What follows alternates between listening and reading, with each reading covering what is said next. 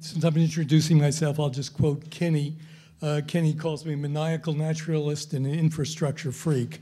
So I'm actually, I don't know, has anyone else here served in public office as an elected official? Oh, good, we have at least 2 people.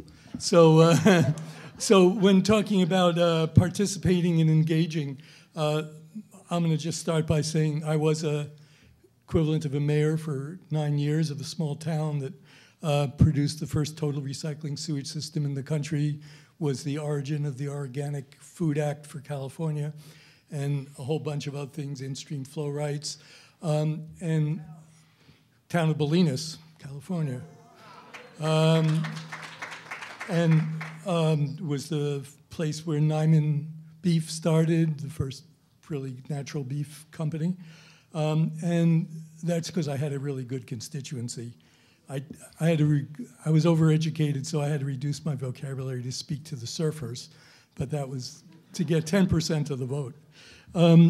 But I just wanted to start by saying that what I recommend to all young people and to many middle-aged people is that the best university, the best college in the world is to go into public office.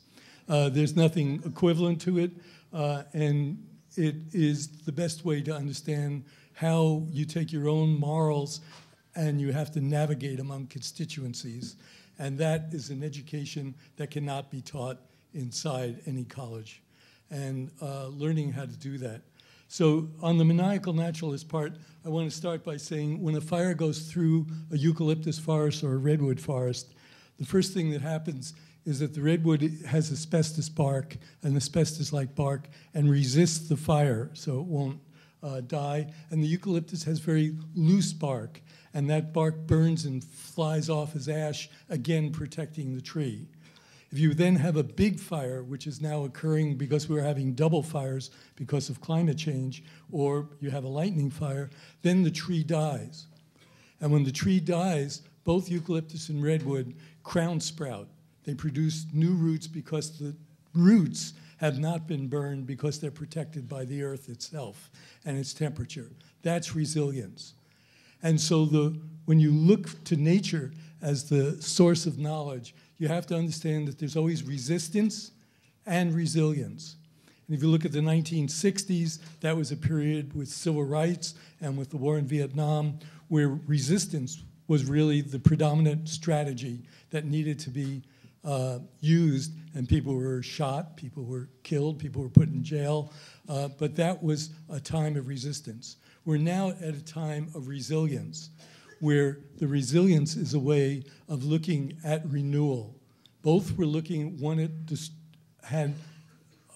looking at the world as very solid, where you wanted to fracture it, and the other one is looking at the world to make it more fluid, so we can find more ways to kind of find renewal in many different places. So that's a kind of, I once was actually met Kofi Annan, and he was concerned with what would happen after the resistance in Syria.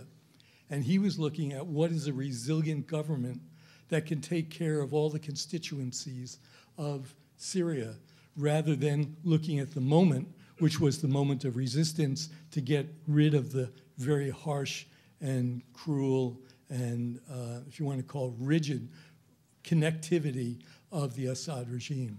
So again, we have to decide at any one moment when you're in politics how much resistance you want and how much resilience you want and what will be the best strategy. So Kenny hired me to be head or co-direct with him and Artie Magnan and Nikki, who's here, of the Dreaming New Mexico project. We took on a political entity, which was the state, and we said, how can the state be changed in order to promote renewable energy throughout the state and to promote local food systems?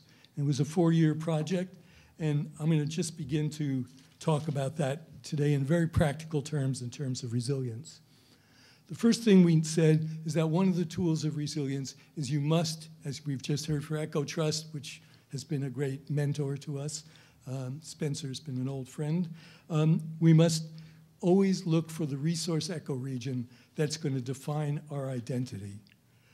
This is the agro-ecoregions of New Mexico, and what I just wanted to show very briefly is that what you do in the Rocky Mountains is not what you do in the arid lands. And so resilience first again defines itself by nature. We cannot go and tell that we're going to grow coffee in the Rocky Mountains. We're not going to grow potatoes in the arid parts of New Mexico. And that immediately tells you something about what kind of system you're trying to build.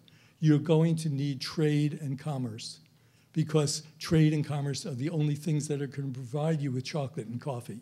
And so part of resilience must always be commerce and trade. And that was the first thing we learned by setting up the agro-ecoregions. This is just to show that each one is different. The people are very different. In the north, we have boutique biocultural growers of Chile.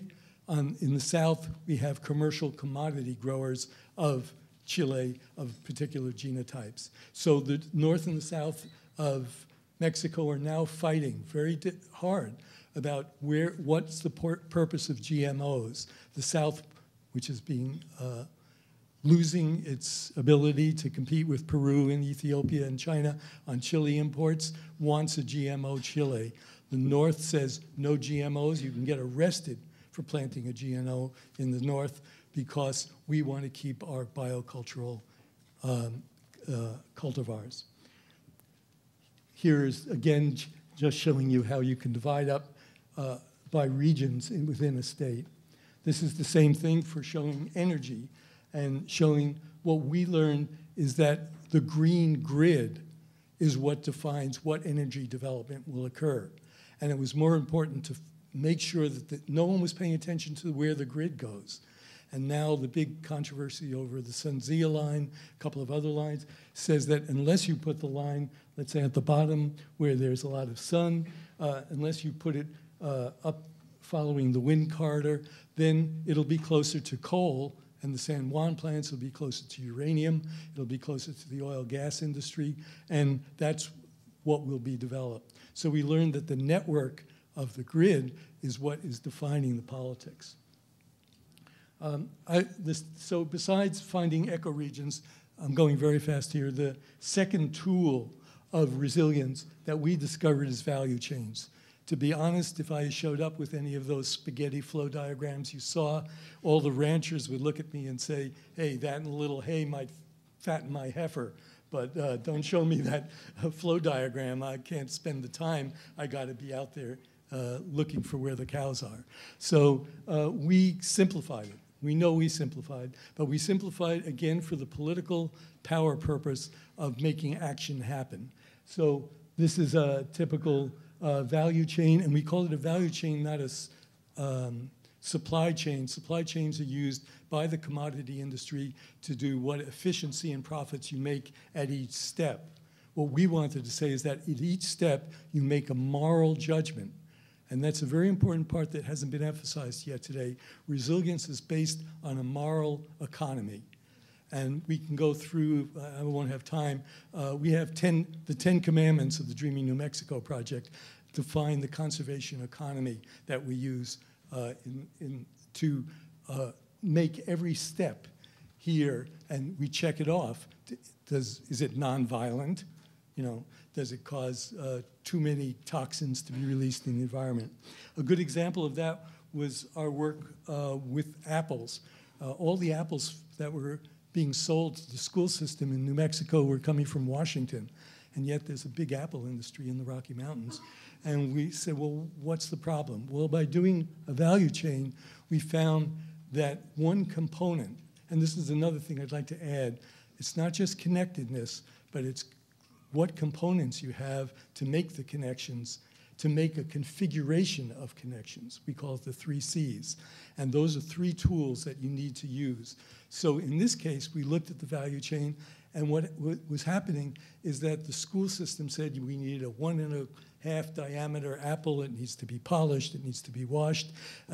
And all the apple growers said, well, we don't have a machine to do that. So we worked with the Department of Economic Development. They bought a whole co-op of apple growers, a sorter and a washer, and all of a sudden, the economy went from importing apples from Washington to a local economy of buying the apples for the schools right from the local growers, who then used the bigger apples that the schools rejected to sell to the local Whole Foods and companies like that. So adding a component can change a whole system. On the other hand, let's not get hung up there. Sometimes you need to subtract a component. This is the difference between the value chains that exist in New Mexico. It's the largest industry, is dairy and cattle. And this is what we wanted according to our conservation economy.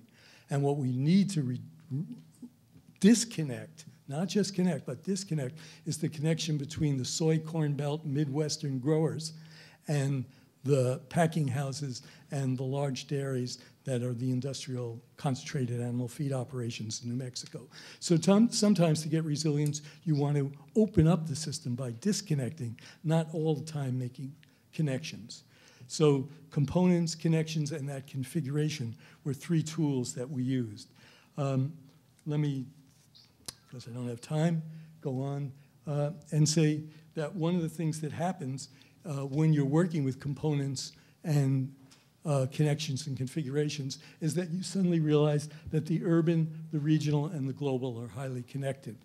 And so if people in the citizens will not give up chocolate, and if we're going to work with chocolate, we need a fair trade system that doesn't hurt the people who are growing the chocolate in Gabon or wherever they're growing it, but that is just embryonic at this point in the history of resilience in this country. We're just beginning to understand, how many more minutes? Oh, no.